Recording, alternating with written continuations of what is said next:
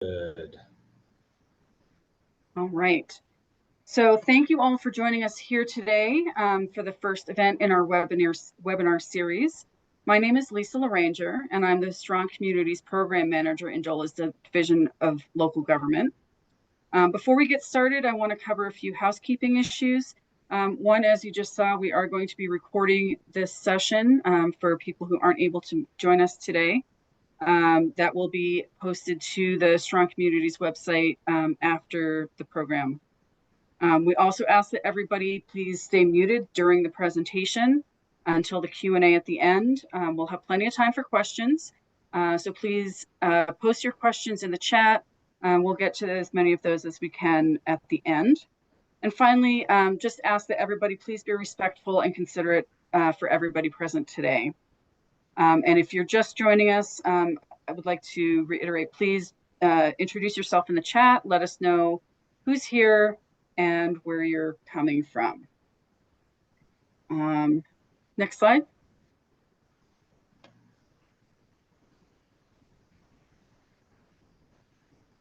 Hold on.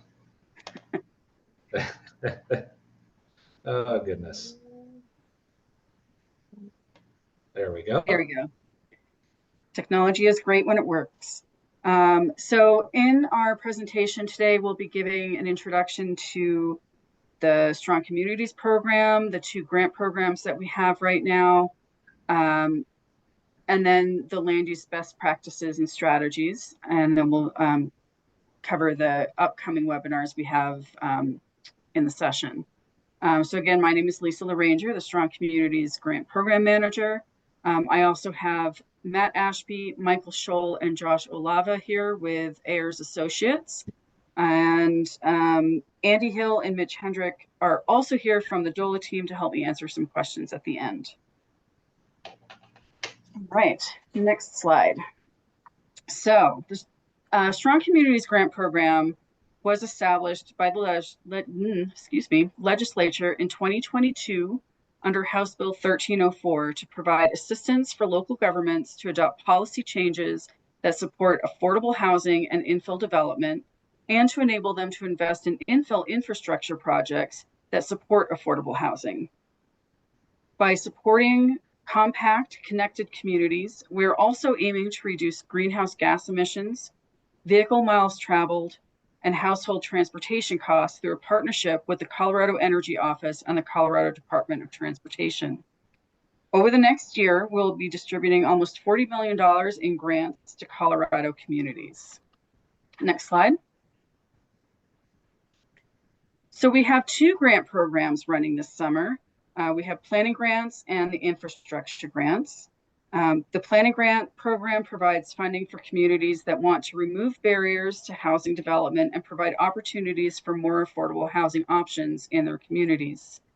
The suggested maximum award for these grants is $200,000 and has a 10% community match. This can be used to cover the cost of hiring a consultant to help you with a strategy adoption, pay for a housing needs assessment, and can also include administrative expenses that support the grant program, including staffing costs. The only deliverable you have is that you need to adopt 1 or more of the strategies from our list of land use best practices, which we'll cover later in the presentation. Applications for the planning grant are open now and will be due October 2nd. We anticipate that we'll make award decisions by December, and after grant agreements have been completed, funds should be available in early spring. And then if funds remain, we anticipate hopefully having a second round of funding in February. Next slide. The infrastructure grant program is open right now. Both of these programs are open to Colorado municipalities and counties. Housing authorities and nonprofits are not eligible, but can be part of a cooperative agreement. The infrastructure grants are expected to range between $2 and $3 million with a suggested maximum of $4 million. And there is a 20% match for this grant. Affordable is defined by statute for this grant as 140% AMI for rental and home ownership across most of the state, and 160% AMI for home ownership in rural resort communities. You can find a list of the counties and on the Strong Communities website with the urban, rural, and rural resort designations. And as you can see, we are having slightly higher than usual AMIs for affordable housing to hopefully provide for some workforce housing projects. I'm sorry? Older black Subaru parked on the. And looks like we have someone who is, can everybody please mute yourselves? The timeline for the infrastructure grant is, like I said, the LOI right now is open till next Friday, August 18th.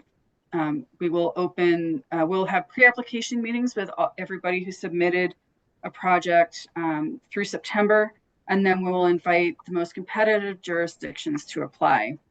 The application period will be from October to mid-November, and award decisions will be made by the end of January with funds available in spring, provided everything goes according to plan. So the grant will cover horizontal infrastructure. Can you go back one? Thanks. So the grant will cover horizontal infrastructure. So this will be things like water, sewer, and power upgrades and connections, as well as street and sidewalk improvements, train connections, and parks. We can also cover tap fees as part of this program and some of the internal infrastructure for commercial conversion projects like transitioning a hotel or offices to apartments. These projects do need to be located in or adjacent to downtowns, core business districts, or job centers or transit stations.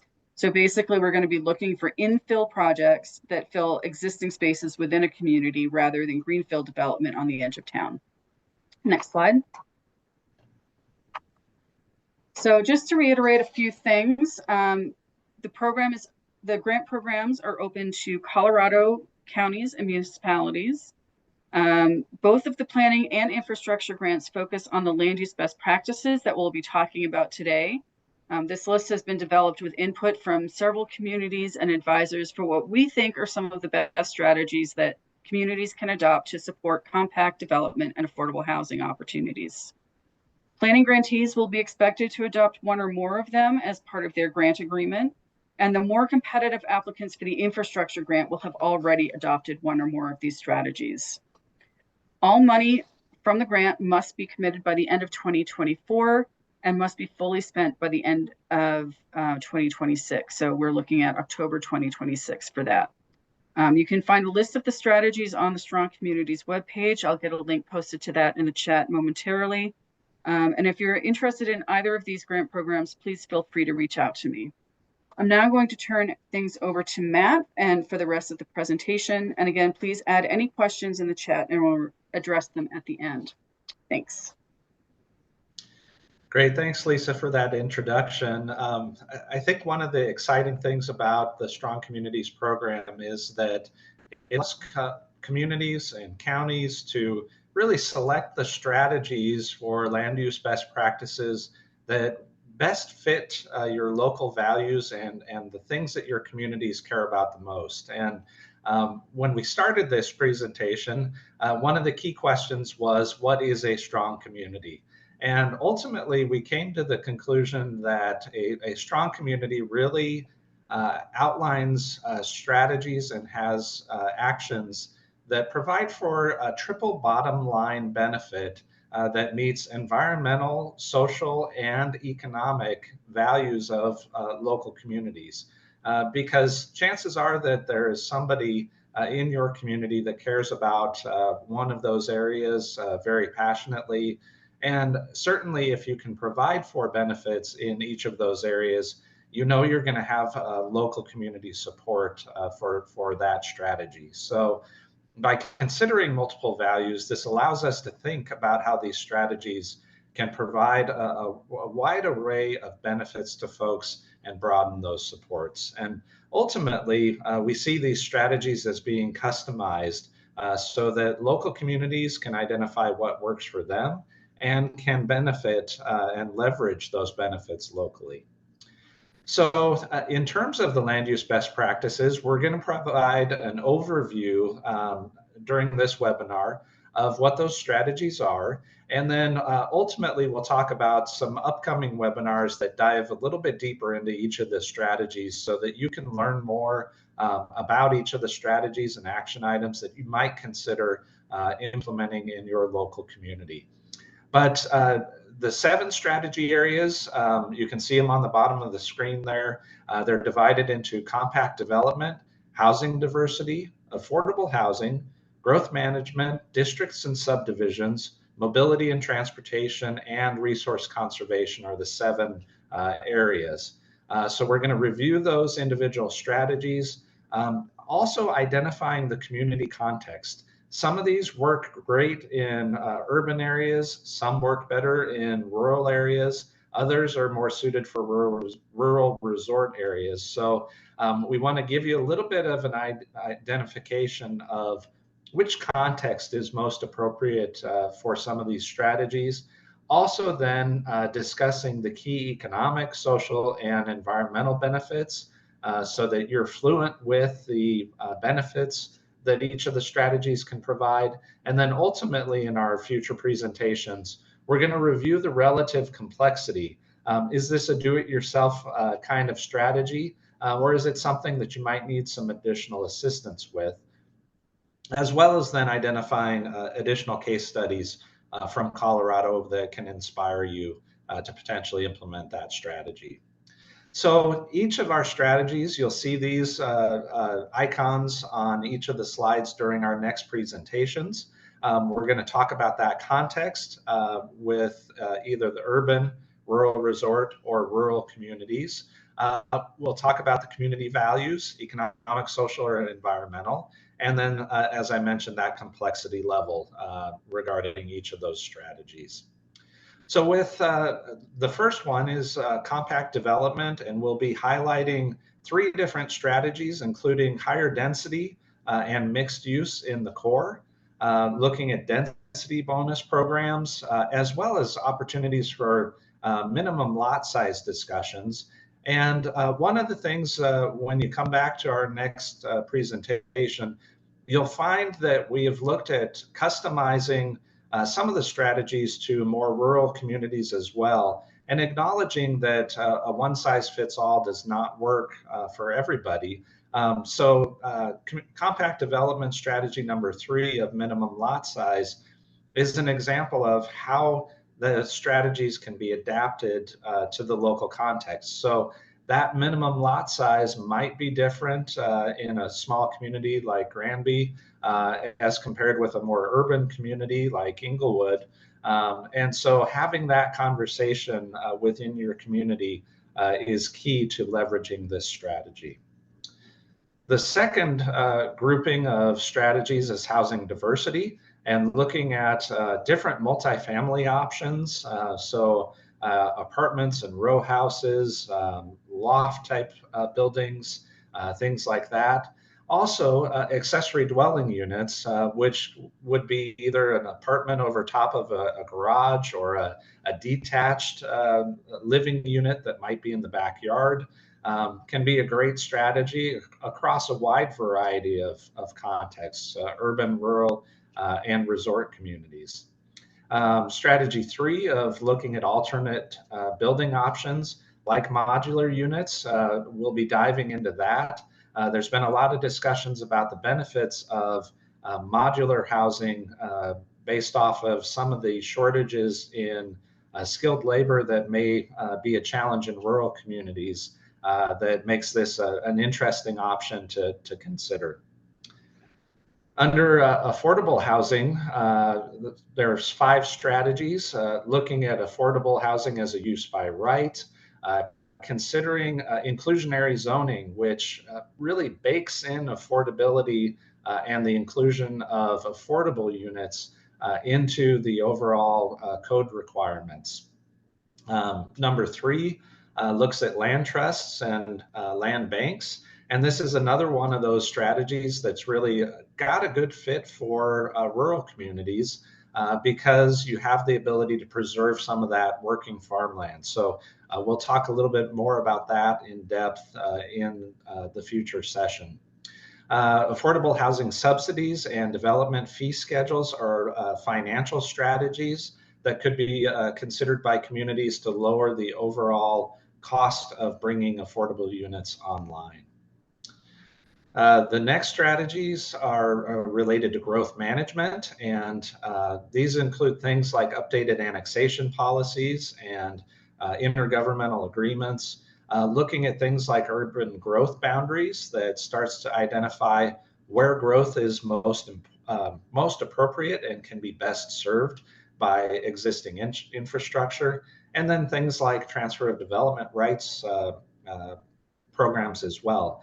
And certainly a wide variety of these strategies look at promoting efficient and fiscally responsible growth, while also reducing the extension of utilities and roads to hopefully streamline maintenance costs in the future. So those are kind of some of the economic benefits that we see. But there's also a rural linkage to where if you are focusing urban development in areas that are served by infrastructure, you're also preserving that prime farmland. So again, we want folks to become fluent with the benefits of these strategies to be able to start to identify which ones are most important and relevant for your community to consider. Districts and subdivisions starts to talk about things like planned unit developments or PUDs that incorporate affordable housing as part of the public good that is considered. Lots of communities use PUDs as ways to provide for more innovative development patterns. But there's also an opportunity to incorporate and require affordable housing as a part of that benefit for creating that unique zoning district. So something to consider there. Infill incentive districts provide for benefits that might tailor the custom requirements for infill related to reducing either parking standards that might benefit from the transit system that's nearby, and really looking at those nuances related to infill development. Mixed use zoning districts provide for a good mix of uses, commercial, residential, your traditional town centers, and we want to make sure that those zone districts are functioning and effective in encouraging that type of development. And number 4, cluster or conservation subdivisions. This is another great one for rural communities to consider by taking the aggregate density of units and clustering them in a smaller portion of the property to then conserve some of the more environmentally sensitive areas. So a great one for rural communities to consider as well. Mobility and transportation is key, including discussions on minimum parking standards. So certainly affordable housing is driven by the overall land costs, and obviously the more parking spaces that are required takes up land, and land costs money. So if there is a robust multimodal street network or transit system, you may be able to look at those minimum parking standards and get some affordability opportunities built into the system and into your code by looking at those minimum parking standards. Now, also looking at those multimodal streets, and are they providing for effective transit services or bike lanes and facilities to allow for a wide array of transportation opportunities? This one's important because it allows folks to really look at their total bottom line of transportation costs and housing costs.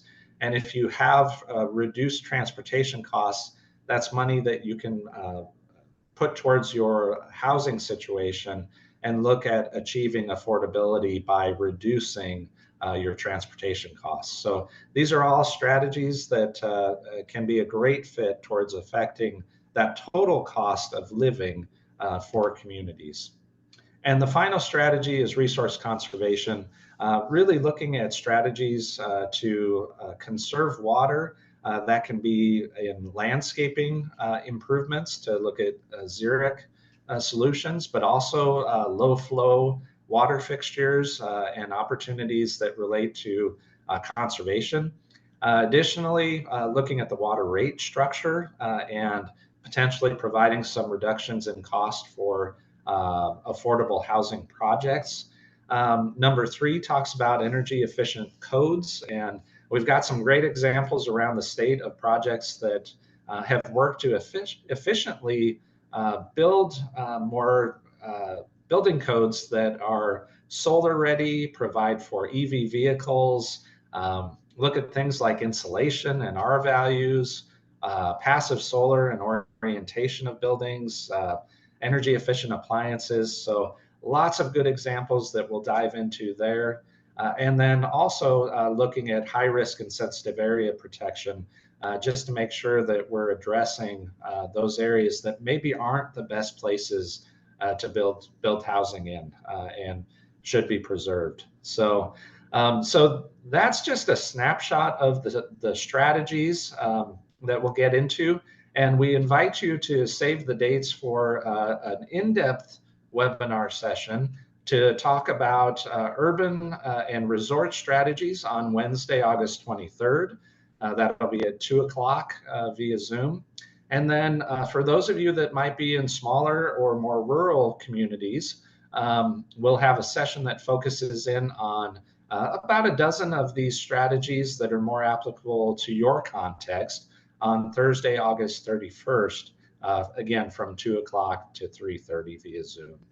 So we will have a lot more information available on these different strategies for you to consider. And for more information, we do have the website available to give you additional resources if you're interested in any of those additional strategies. So with that, I think, Lisa, if we want to turn it back to you to manage the Q&A and discussion.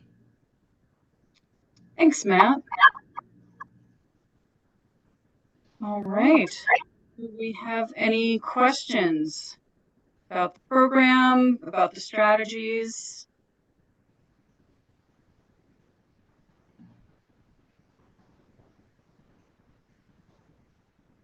Quiet group today. I guess I thought, does anyone have any questions on the LOI? I know, we've seen some come in, but running a similar program, there's some questions on how to get that in, and if there's any questions on timing of the program, happy to answer, with the deadline being on the 18th of this month for the infrastructure grant. Hey, Lisa, I could jump in with a question to get things started, if that's okay. Yeah, that's great. Thanks, Mike.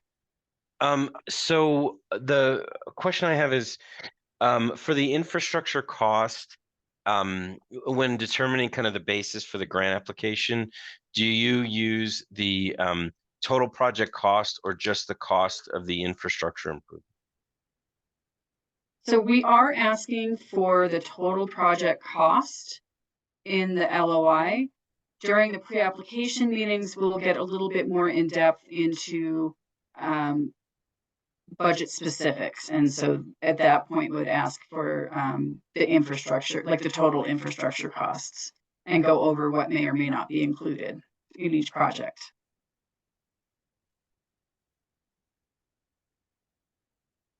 And So Andy there is a question that came up in the chat box from Nicole from Granby. Okay, thank you. LOI is due August 18th, but these trainings are planned for after that date. Is there anything we need to know for the LOI process that might not be shared until later in August? That's a great question, and no. These webinars are really focused on the strategies, the land use strategies. So for communities that are submitting an LOI for the infrastructure grants, communities that are most competitive will have already adopted some of these. We have the list in the LOI form, the application, but you don't need to have these webinars aren't going to present you any additional information that you might not already know. What they might do, however, is give you some pointers on what other strategies you might want to pursue, and some ways that you might be able to sell those strategies to your communities if there's some pushback on, so why these strategies can be helpful to you. And I'll just add to that, but you nailed it there, Lisa. I would just add that really those webinars are to help if you're considering a planning grant, just to get more ideas on what strategies do you think your community would want to explore?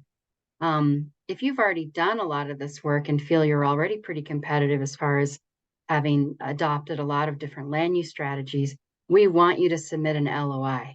An LOI is a low entry barrier. It shouldn't take too long to fill that out.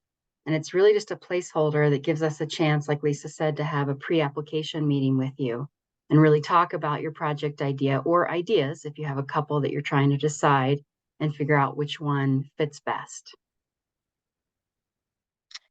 All right, and we have a question from Mel Yama from Crested Butte. Would a strategic infill study or plan qualify?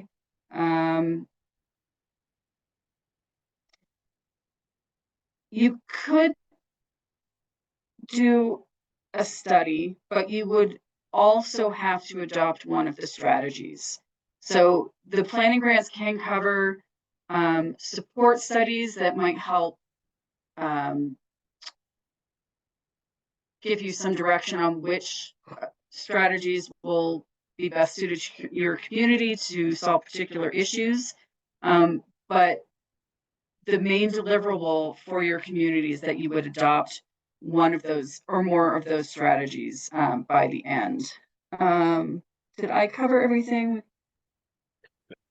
Lisa, one of the questions I think that I'm seeing from Mel though is if the community of Crested Butte has already adopted 2 or more of the strategies we went over, would they then, I'm assuming, I don't want to speak for Mel, but would they then be eligible for the infrastructure grant?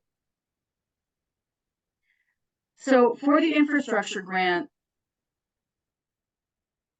it is not, having already adopted the strategies is not required, but it is going to make you much more competitive. It is one of the things that we will be looking at. If you have already adopted some strategies and are looking at the planning grant, you would still need to adopt others. Mel, is there anything, did we answer your question? Yeah, you did. That's really helpful. We're definitely most interested in the planning grant, but I guess timing wise, we anticipate that the infill study would be probably a year long, followed by the zoning code and design standards updates after that, which would probably be another 6 months or a year. What's the kind of time frame for the implementation period? Yeah, that's a really great question. So the timeline for the planning grants for the first round, we expect that funds will be available to communities starting in early spring. And then you have until October 2026 to spend all of the funds, including your matching funds. So that would have to be your time frame. If you think that you can get everything done, you're confident you can get everything done in that amount of time, then yes, we could do that.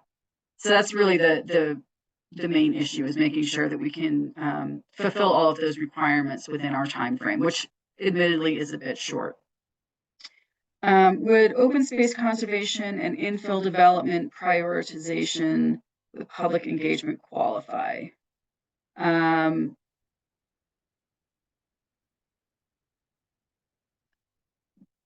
that's from Beverly Marshall from Glenwood Springs. Beverly, are you talking about the infrastructure grant or the planning grant? Planning grant. The planning grant. So we, as you saw, as Matt was going through the different categories, we have several strategies that would help promote that infill development prioritization. We definitely want every community to engage in public, to do extensive public engagement, to make sure that you're including all of your community. And open space conservation is also one of the strategies that you could, preservation is one of the strategies you could adopt. Does that answer your question, Beverly? I guess the issue we have is we've already adopted several strategies, but we keep getting in every time a piece of land or a particular development comes up, there's this tug and pull. And so what we're trying to do is, instead of trying to apply sort of a generalized, goal or strategy, it keeps getting sucked into this, well, what about conservation and preservation? And so it's that, because we're a rural resort area. And so the only thing we have that really guides it is our comprehensive plan, which we just did, but that's like 50,000 foot level. And so we're trying to really get engagement on a narrower concept of this limited resource preservation, conservation with a need for infill. And so trying to create some sort of guidepost or policy or something, so that when an individual piece of land or infill development comes up, we're not treating it like it's an individual decision or consideration. Does that make sense? Yes, thank you. So it's hard to describe. Right. So we have this list of strategies, and there's 25 different strategies in there. But our goal in providing this list is to show communities the way, but it doesn't have to be this particular way. Every community should be able to take that list and find some way to adapt that type of strategy into your code, zoning, land use, whatever. And so, yes, you could get a planning grant to help you figure that out. Okay. And I might just add to that too, sorry, Matt, just because it came up before with the 1271 planning grants. We do expect that every planning grant will result in the adoption of some kind of locally customized adoption. And so that's the only, sort of hook, is that we want to see you guys adopt something that works for you. Just wanted to make clear that that's the piece that's needed. Go ahead, Matt. Yeah, thanks, Andy. I think my comment was going to be along the same lines and maybe clarifying. Typically, as planners, when we provide for an implementation strategy, some of the elements may be code, things that are pretty black and white in terms of you shall do this, you shall not do that. But other elements might be policies, they might be additional guiding plans, to provide more detail in terms of how to implement a specific strategy. As the prior Beverly was mentioning, in terms of needing more detailed planning. So it could be plans, policies, additional capital construction budgets. It could be additional programs. And I guess if you could clarify, would those types of actions satisfy the requirements of the program if it's more of an adoption of a plan, adoption of a policy, incorporation of different strategies into a capital improvement program? Would that satisfy the implementation desire and requirement of the program? So we do have an other category with the planning grant application. And so if you have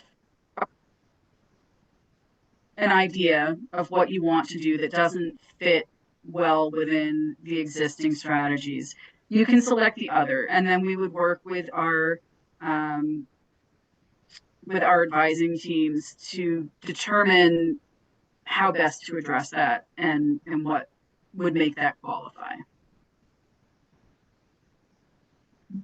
Great, thank you.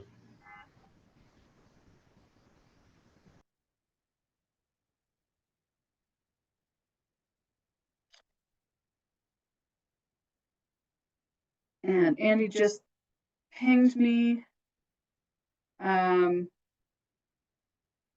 Healthy and inclusive community engagement plans and budgets in your planning application. Yes, good point, Andy. So one of the things that we're promoting, urging communities to do for both programs is to include an equity, diversity, and inclusive policy or plan for community engagement. So with the planning grant, you could include that as part of your budget, something that to help you do that kind of outreach and make sure that you are that you're reaching out in different ways to different types of communities to make sure that everybody is engaged in the process. And Lisa, just to add to that, as a practicing planner, that engagement is so important. These strategies can really impact folks' perceptions of the community. These are very personal items as far as what my neighborhood might be in the future and different opportunities for housing that folks are going to be very interested in how these different strategies might get implemented and how they might impact them personally. So that idea of having robust public engagement is so important so that folks are able to learn about these strategies and ask questions and hopefully get comfortable with what it means, what they mean, what they don't mean, and ultimately adoption of these strategies will require some back and forth negotiation of what's included, what's not included. Maybe a suggestion goes too far and it needs to be dialed back, or it doesn't go far enough and it needs to be increased. All of those discussions happen most effectively with public engagement and create solutions that can be implemented for the long term. So that is one of the things that we see as a benefit of public engagement. And if you don't provide enough of that engagement opportunity, the solutions may not be a good fit and may not be fully vetted to be customized for the community. So I think that's one of the great things that by having that as an emphasized component of this program, DOLA is saying, we want that engagement and are encouraging it. So that's great to see because I think it will create more sustainable opportunities in the future. Thanks, Matt. Yes. And that is also one of the criteria that we will be looking at all of these applications for. So good to include that. And Andy just included some links in the chat for the program guidelines for both the planning grant and the infrastructure grant.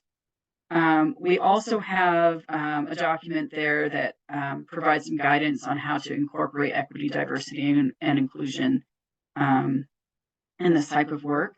There are additional resources on the website, including FAQ documents for each of the grant programs that include additional questions that have come up along the way. But if you have additional questions, you can always reach out to me. My contact information is on the website. And I'm sure you should all have gotten at least one email from me already by this point. You probably will get more. Do we have any other questions from the audience today?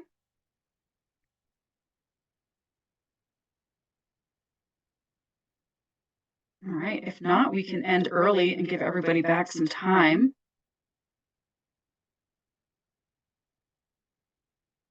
All right, well, I think we'll call it then. So thank you all so much for joining. We will get the videos posted on the website as well as the slide presentation.